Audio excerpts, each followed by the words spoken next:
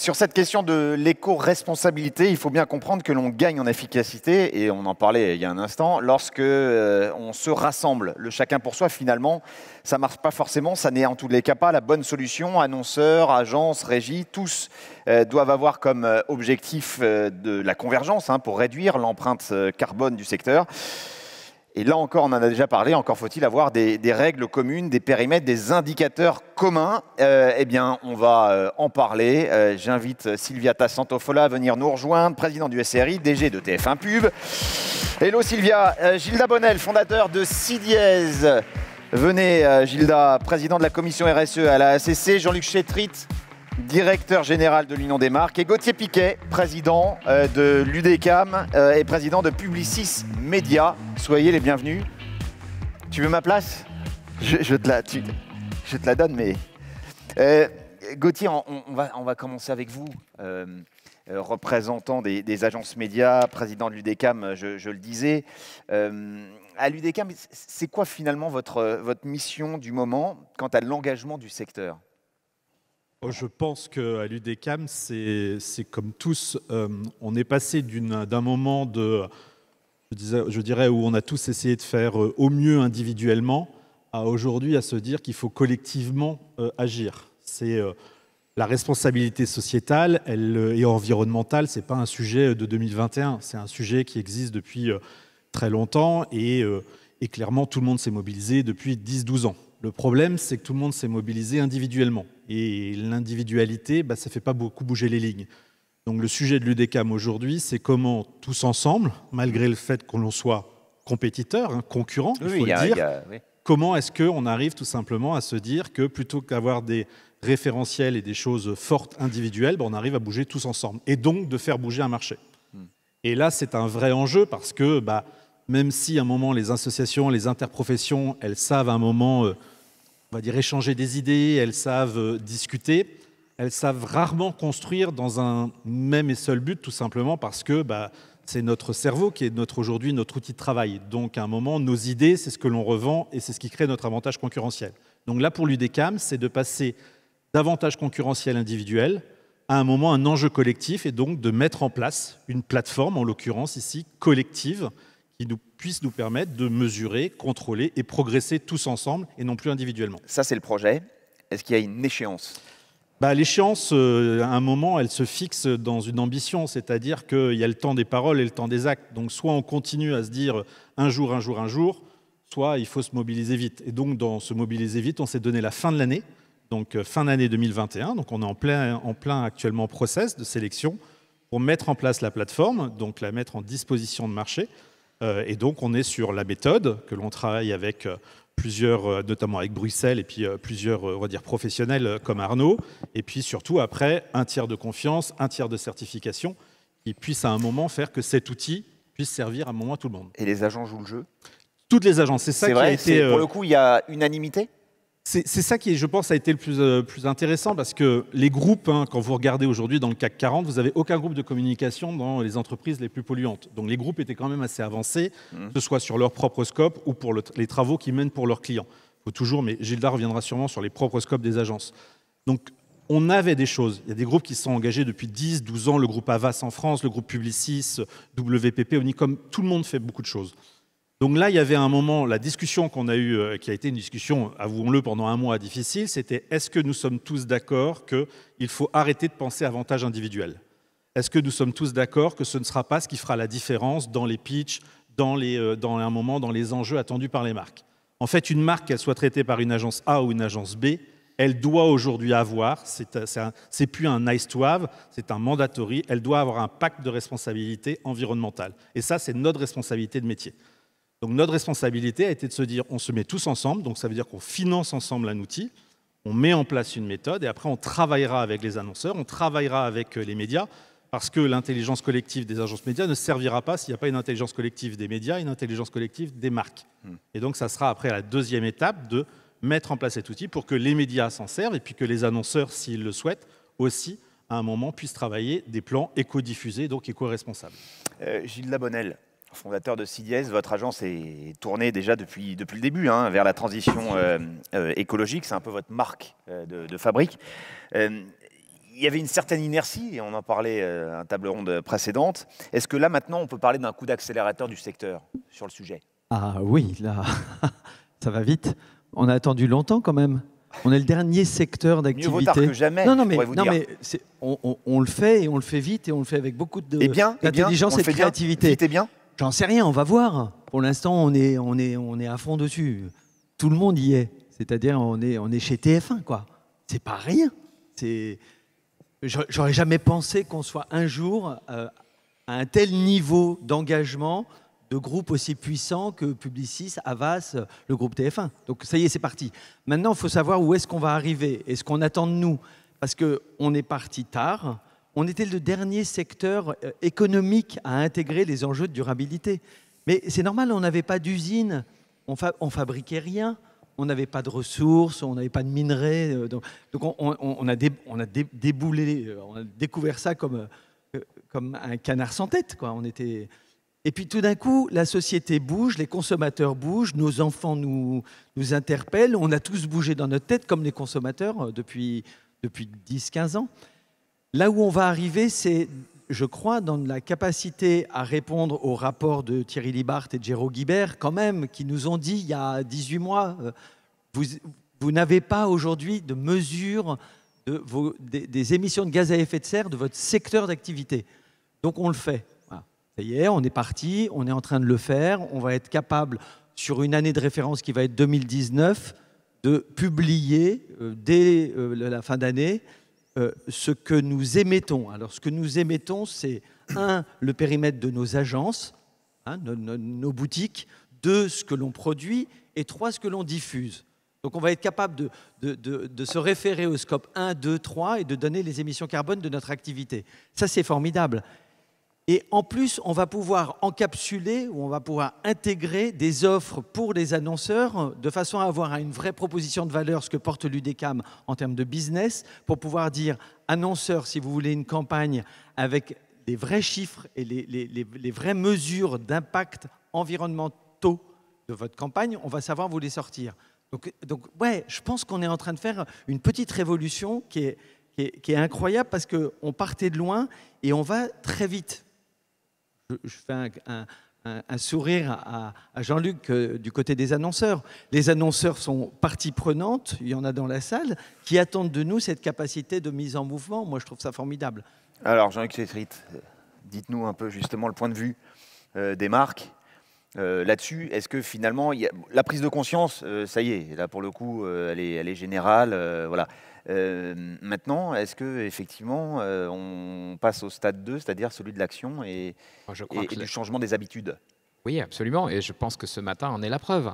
Vous avez eu 2 adhérents, et non des moindres, de l'Union des marques qui sont venus témoigner de ce changement profond, en cohérence, depuis la production jusqu'à la diffusion, de leur mode de travail, pour arriver à avoir non plus la réduction des impacts négatifs comme on pouvait l'imaginer par le passé, mais devenir un acteur de la transition écologique d'un point de vue beaucoup plus positif qu'on a pu le faire jusque-là. Donc le mouvement, vous l'avez entendu ce matin, il est lancé. Maintenant, on ne se trompe pas. Avez-vous besoin, vous les marques? On a besoin déjà d'être plus nombreux. On avait Axel Daucher il y a quelques jours chez nous qui disait il faut chasser en meute. Il faut qu'on soit tous ensemble. Toute la profession, toutes les marques. Nous avons 230 adhérents à l'Union des marques. C'est pas mal. Ça fait plus de 1500 marques. Mais ça ne fait pas tout le marché. Donc il faut qu'on arrive à emmener tous les acteurs. Alors il y a des premiers de cordée. Et en l'occurrence, les marques qu'on a vues ce matin, elles ont signé le programme FAIR. Le programme FAIR, il porte bien son nom, on est bien dans l'action. C'est agir avec des engagements, 15 engagements pour une communication responsable. Et chaque engagement est mesuré. Chaque engagement est reporté parce qu'il faut de la transparence dans l'action. C'est là aussi où on gagnera nos galons sur ce chemin, c'est de pouvoir démontrer que non seulement nous prenons des engagements, mais nous les tenons. Et sur la réduction de l'impact de nos communications sur l'environnement, il faut être en mesure bientôt de pouvoir mesurer, mais il faut changer aussi la nature même des messages. Moi, je voudrais revenir sur une des actions que nous avons menées avec Gildas, qui est de créer, et on retrouvait les films publicitaires des années 80, et ce n'était pas simplement les produits qui étaient un sujet, c'était aussi l'environnement. On montrait des avions qui venaient pour des films, pour des voitures. Eh bien, la question se pose quand même encore aujourd'hui. Il ne faut pas que dans 30 ans, on se retourne sur les publicités d'aujourd'hui et qu'on se dise « Ah, finalement, dis donc, qu'est-ce qu'ils faisaient en 2021 ?» Et je veux dire par là que chaque communication publicitaire peut être l'occasion de montrer un comportement éco-responsable. Je suis dans une cuisine, je fais du tri, j'utilise des produits bruts. J'ai un salon, j'éteins les écrans parce que je n'ai pas besoin de les laisser allumer. Ces gestes-là, nous les avons construits avec l'aide de Gildas d'ailleurs et d'un certain nombre d'acteurs, en faisant un guide pratique pour que tous les films publicitaires, tous, puissent être maintenant porteurs d'une nouvelle façon de consommer. Donc on a, je pense, les leviers, les outils, et on peut les mettre en œuvre, mais il faut qu'on soit très collectif sur ce travail-là. De vivre, de se mouvoir, voilà, ouais. On a un impact sur l'imaginaire collectif. Absolument. Et de façon désirable. J'ai beaucoup aimé ce qui a été dit précédemment sur le fait que la créativité, nos agences de communication, elles peuvent nous aider à rendre désirables ces transformations. Et de ce fait, ça a été dit par Procter et par d'autres, la croissance et la démarche responsable sont compatibles. On peut faire de la croissance et avoir un impact positif. C'est vraiment ça qu'il faut arriver à faire. Parce qu'on ne fera basculer le marché que si on arrive à lever cette injonction qui semblait contradictoire entre, d'un côté, les marchés financiers qui demandaient plus de profitabilité, plus de croissance, et de l'autre, la société qui demandait moins d'impact. Et là, je crois qu'on est à un moment où on peut réconcilier les deux. Donc il faut de la visibilité pour le grand public sur les produits, dans les campagnes. Là-dessus, on est tous d'accord. Est-ce qu'il y a des plans médias qui sont arbitrés d'ores et déjà en fonction justement de la prise en compte de l'environnement? Je vois tout le monde dit oui. Oui. Donc la réponse est oui. J'étais hier avec un grand afficheur qui m'expliquait que maintenant, un client sur deux lui demande l'impact environnemental des campagnes avant de décider. Ouais. Donc voilà. On arbitre. Impact Plus, qui a été cité, qui est une start-up que nous accélérons à l'Union des marques, eh bien, elle aide sur le digital à opérer un plan média qui sera optimisé d'un point de vue impact environnemental. Donc oui, c'est possible et ça se développe. Gilda, en plus de CIDIES, vous êtes le président de la commission RSE à l'AACC. Il y a un label qui va voir le jour? Alors, il y a un label qui existe, c'est très important que je le dise. Ouais. C'est le label qui est donné sur la base d'un référentiel qu'on a créé avec l'AFNOR qui s'appelle RSE Agence Active. Ouais. Aujourd'hui, c'est plus de 40 agences qui sont labellisées.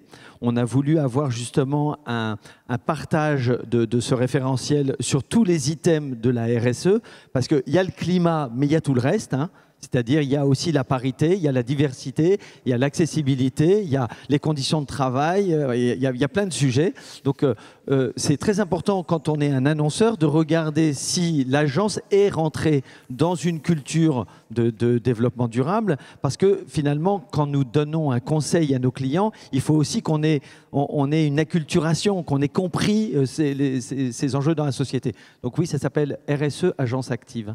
Sylvia, tu diriges évidemment la régie de TF1 Pub et tu es aussi ici pour représenter le SRI, le syndicat des régies Internet. Quand on est justement un syndicat, on doit fédérer sans forcément s'ingérer.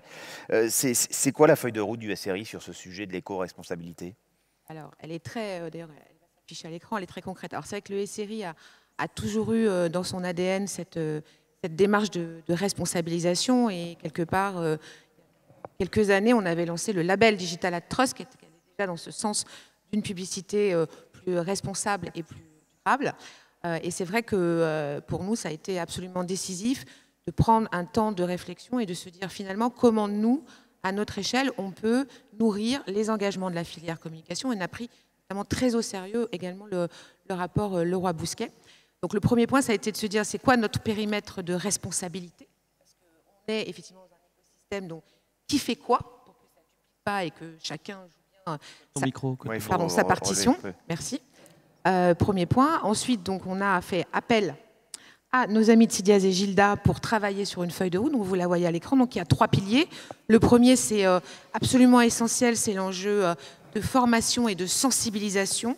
Il faut qu'on ait tous le même vocabulaire, la même compréhension finalement de pourquoi on fait ça. Ok, il y a un mouvement, mais pourquoi moi j'ai une partition à jouer là-dedans et à quoi je sers et comment je peux contribuer. Donc ça, c'est un point absolument décisif. Ensuite, il y a ce deuxième pilier sur le partage des bonnes pratiques. Et au sein de cette idée des bonnes pratiques, c'est la définition d'un référentiel commun, partagé, mesuré sur concrètement, c'est quoi l'empreinte carbone de la diffusion d'une campagne digitale. C'est ça qui nous anime. Et le sujet est loin d'être facile, on va, je pense, y revenir. Et le troisième point, c'est interagir avec le collectif. Gauthier, Jean-Luc et Gilda l'ont dit. C'est comment, effectivement, on partage ensemble, on échange sur nos travaux et surtout, voilà, comment on se met d'accord sur un rétro-planning. Après, on n'est pas dans une course, on est dans un processus d'amélioration continue. Et quels sont les progrès? Il ne faut pas aussi, donc, quand on est un syndicat, laisser les petites régies en ce qui concerne sur le bord de la route, parce que certaines grandes régies, j'en fais partie, ont des moyens, ont des ressources. Tout le monde n'a pas effectivement cela. Donc on a aussi ce rôle serviciel pour tous nos membres, tout le monde soit embarqué. Sur l'empreinte carbone, et cette fois-ci, là, c'est ta casquette de TF1 Pub, donc tu changes de casquette. Est-ce qu'il y a des objectifs qui sont fixés d'ores et déjà? Alors oui, pour donc, la régie. Fabrice Bonifay était présent tout à l'heure. C'est vrai que le groupe Bouygues et le groupe TF1 sont engagés depuis de nombreuses années dans cette démarche RSE, c'est à peu près 15 ans. En décembre dernier, le groupe Bouygues et le groupe TF1, nous nous sommes engagés à réduire de 30% notre impact carbone d'ici à 2030. Évidemment, d'utiliser la force de frappe de nos contenus éditoriaux pour accompagner, faire de la pédagogie, expliquer aux consommateurs pourquoi tout ça c'est important et comment ils doivent faire. Jean-Luc l'a dit, à un moment, c'est quoi les preuves et comment on leur donne les bons éléments aussi de réponse. Et puis bien sûr, au niveau de la publicité, comment promouvoir et accompagner les marques. En ce qui concerne la régie, il y a 2 choses. Il y a, pour avoir une crédibilité, c'est déjà en tant que marque employeur, comment nous, la régie, on réduit notre empreinte carbone. On a un devoir de responsabilité, d'exemplarité, nous-mêmes. De nouveau, nous avons fait appel, Gilda, il est partout, à Sidiaz, qui nous a là encore aidé à formaliser une feuille de route. Et on a créé un groupe, les Changemakers, d'une quinzaine de personnes, de collaborateurs au sein de la régie, basé sur du volontariat, qui représente les différents métiers. Et on a décidé de rentrer dans un grand processus de formation pour tous les collaborateurs, qui commencera en novembre prochain. On lance aussi à la rentrée une campagne sur 5 éco-gestes dans son environnement professionnel pour justement nourrir le fait de réduire notre impact carbone. Et au niveau donc interfaçage avec et les agences et les annonceurs, comme beaucoup de régies, d'ailleurs, c'est plutôt assez stimulant et excitant parce que tout le monde vraiment s'y met. Nous aussi, bien sûr, on est en train de définir comment mesurer l'impact carbone d'une campagne télévision, digitale et radio. Nous avons choisi EcoAct, comme un certain nombre d'ailleurs d'acteurs au niveau des régies télé. En particulier, il se trouve que voilà, en télé, il y en a pas mal. Et donc, c'est vrai que pour moi, de nouveau, il n'y a pas une logique, Gauthier l'a très bien dit, d'avantage concurrentiel. Là, l'enjeu, c'est qu'on parle tous de nouveau le même langage et on se mette d'accord sur des définitions extrêmement claires. Donc voilà, donc ça, nous, on sera prêts en septembre. Après, une fois qu'on bench, c'est quoi les leviers de réduction ? Ouais. Et après, dernier point et non des moindres, parce qu'il y a débat, c'est pas facile, c'est les enjeux de la compensation. Et ça, nous, on a un parti pris très clair, c'est qu'on doit marcher main dans la main dans une logique de cohérence avec le groupe Bouygues. Et donc, il y a notamment des travaux qui sont animés par Fabrice sur le sujet. Tu parlais justement des régies qui se mettent en route. Elles se mettent en route chacune dans leur couloir, ou est-ce qu'il y a un travail d'ores et déjà collectif ? Alors, ça a été dit, moi, ma position, elle est très claire et je le dis depuis le début. Tout ce qui est sujet d'empreinte carbone et de transition écologique, ce n'est pas un sujet de politique commerciale. Et c'est pas, bon, bah alors un tel, il fait moins 10, moi, je vais faire moins 15. Enfin, c'est pas... Donc, c'est pas le sujet. Il y a vraiment un sujet de transparence, de, entre guillemets, collaboration et d'alignement les uns avec les autres. En revanche, sur le domaine effectivement de l'offre. Là, on est sur un marché d'idées, on est sur un marché de créativité, et effectivement, chacun doit jouer sa partition, d'être force de proposition par rapport à tout ce qu'on peut proposer aux marques, petites, moyennes et grandes, pour pouvoir porter leurs offres, leurs services et pouvoir porter auprès du consommateur, parce que c'est ça le but ultime, les messages qu'ils ont à faire passer. Donc d'ailleurs, on va, je pense, en parler. Enfin, on a une petite vidéo après cette table ronde pour vous présenter avec Laurent Bliot, qui a beaucoup travaillé avec ses équipes, que je salue, un programme d'éco-funding. Attends, juste avant de lancer la vidéo, il y a Gauthier qui demande la parole. Je voulais juste réagir sur un point, parce que ces tables rondes et tout ce que l'on dit, c'est évidemment, je pense, comme l'a dit très bien tout à l'heure Gilda, c'est un point d'accélération. C'est formidable. On a été coupable par le passé d'un manque de pédagogie, d'un manque de clarté. Aujourd'hui, on est responsable pour le futur. Mais il ne faut pas non plus être bisounours. Il y a une question qu'on n'a pas résolue aujourd'hui. On est tous dans une bonne volonté. C'est qui paye. C'est-à-dire qu'à un moment, tout ce que font les médias, tout ce que vont faire les annonceurs, tout ce que vont faire les agences, ça a un coût. Donc bien sûr que les lois nous aident à avancer, bien sûr que c'est formidable d'avoir de l'autorégulation. Mais à un moment, il y a aussi une économie à respecter. Donc quand tout à l'heure, Sylvia dit c'est pas pour un argument de politique commerciale, je pense que c'est vrai que ça ne doit pas être un argument de politique commerciale d'individualité. Et ça, je suis 100% d'accord avec Sylvia. Mais il va y avoir à un moment une nécessité qu'on ait tous ensemble, annonceurs, médias, plateformes, régies, agences, une discussion avec le régulateur, avec l'État et avec le citoyen sur la question de la valeur.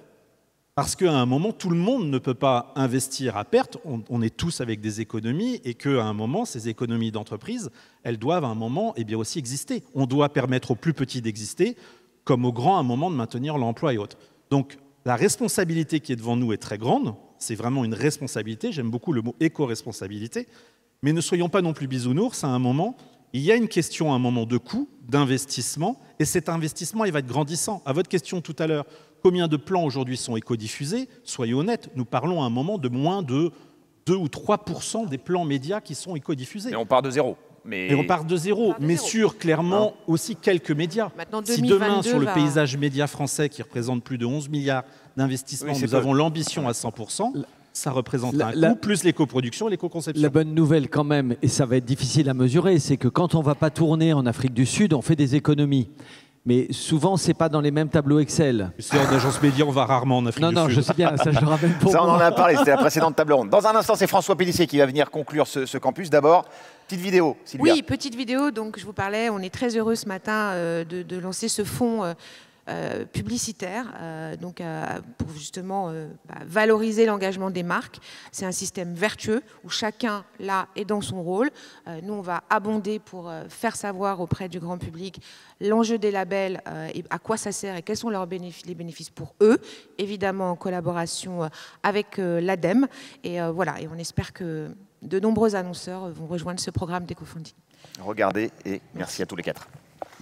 Selon la récente étude Sustainable Brands, publiée dans LSA, 64% des consommateurs ne parviennent pas à citer spontanément une marque responsable. Pourtant, il existe des critères qui permettent de repérer, comparer et choisir les produits et services durables, c'est-à-dire ceux qui ont réduit leur impact sur l'environnement pour une partie ou l'ensemble de leur cycle de vie.